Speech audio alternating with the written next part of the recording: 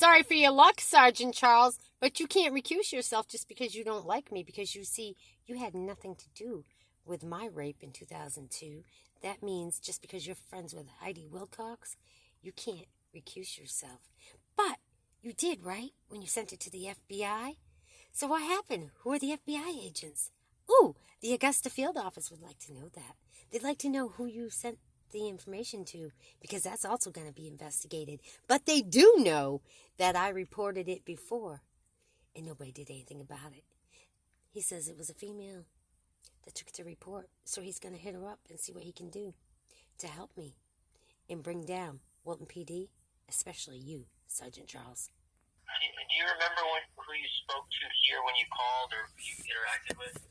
No, sir. It was somebody that just took information, a male subject. That's all I remember. And he told me, huh? And it's Crosson? Correct. And Kimberly's the first name, right? Correct. Parentheses house. Let's see if there's anything in here.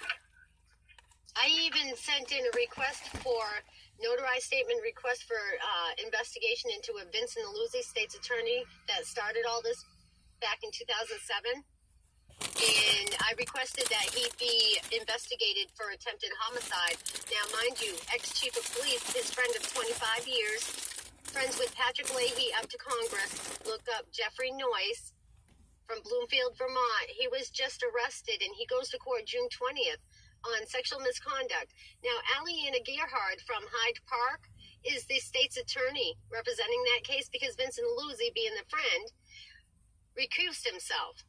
Now, I've asked and requested Aliana Gerhard to talk to myself and my daughter and the other victims. We've got one victim that we can confirm was just locked up in a rehab, so she's being found to be incompetent to testify against him.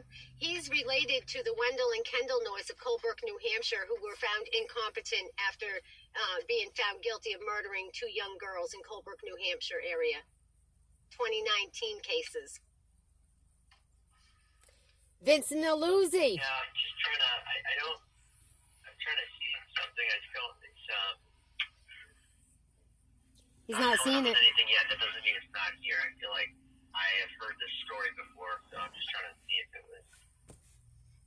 I've talked to Patrick Gagnon about this. You're right. He's heard the story before.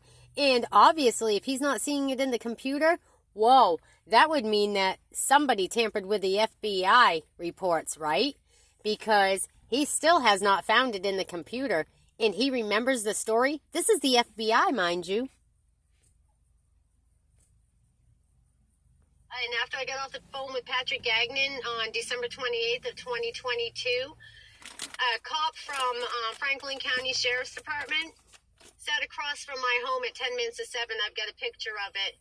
He sat across from my home, and 10 minutes later, the motherboard of my phone was gone. That's right. Cell phone interference, political interference, and police interference, and I can prove it. I have 7 devices that have been interfered. The last one I took to get a new battery, I thought it was a battery. And the guy that at the cell phone repair shop told me in Farmington, he said, your phone is not going to charge. He said, get what you can and get it quick. And he said, it's paid for. Don't worry about it. And he shut me out the door.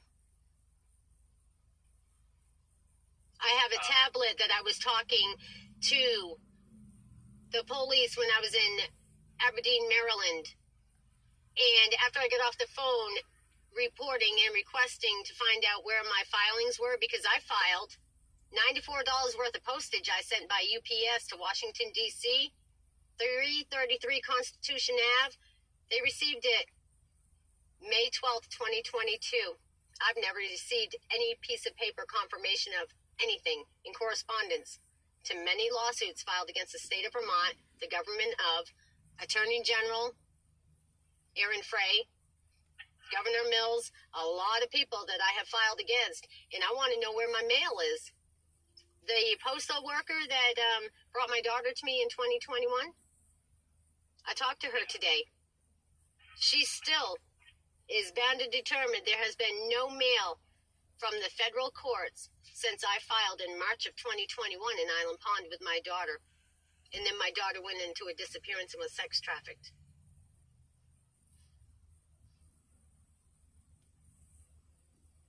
Okay. Now, they closed out our sex trafficking case down in Orlando through Deputy Graham at the Orange County Sheriff's Department, and I request that they reconsider that through internal affairs, and she quickly made a decision not to. She said, well, your daughter wouldn't talk. Remember, my daughter was 5 weeks verbally mute. She couldn't speak after she was found, and that's why they couldn't get her to talk when she was in the hospital. She couldn't talk. So the chaplain in Orlando Regional Medical Center reached out to me November 29th and said she had found my daughter. She had to go through the system to recognize her because she's non-communicable. She was non-communicable for 5 weeks, and then they turned around and said that the reason why they closed out the case is because she wouldn't talk. She was refusing to talk. No, she was not. And we've talked many times since then to many different police officers, and now being told that, by the town manager in Wilton, Maine, that the case was given to the FBI on February 10th, I'm asking, well, who are the FBI agents? Why hasn't anybody contacted us? And why is my daughter missing? Why was my daughter raped? Was it referred to the Portland office, the Bangor office? I have no idea. He won't give me any answer on anything. And everything, all that correspondence is in email. He will not give me anything. In fact, after we filed, my Google accounts on my cell phone got deleted. Was he responsible for that? I don't know. But something happened there. As well as I've lost everything. Now, when I filed, Board of Overseers of the Bar Association on March 7th hand-delivered the paperwork. They have 7 to 21 days to respond. That means on the 21st day would have been March 27th to 28th, I would have been getting mail.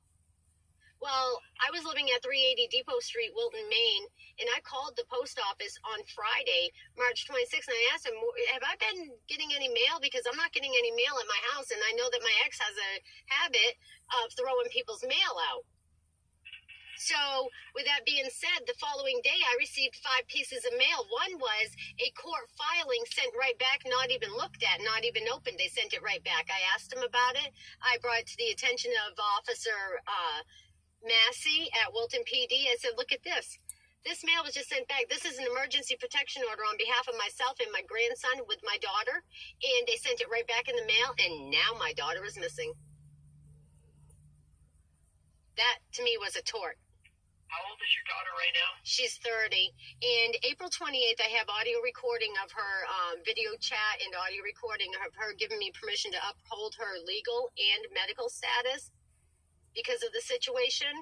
She was in the hospital, and she told me, and she was very coherent. Now, well, ma'am, I feel like there was another agent that worked out of this office for a little bit that maybe you spoke with that I may have to reach out to figure out what's going on, or if she has any information. Okay. But I do think sounds like there's a lot of moving parts here. Yes. You said you have not done that, correct? No, I have not. I was reaching out to find out what I do next because I've been reporting. Pretty straightforward. Yeah, well, remember, I reported this in 2017. I reported it back and that was to Albany, New York, about it because I was in the middle of being sex trafficked at that time. I was in Morriston, Florida, being held. You were being sex trafficked to your daughter? I was. Oh, you were? Okay. Yes, this has been going on with us since 2007 with the carnival business. I was taken when I was 14. Okay. What, you were in the carnival? Yeah. Owned by Janet Mills' family. I was 30. I was 40. In the carnival? I had to entertain people, and I had to sleep with a 27 years older than me, nasty, toothless male who owned the carnival business. Okay. So you were you an employee, or were you just with them? No, I had to, and I didn't get money. They didn't give us money. Okay. So we had to turn everything over to them. Relive this.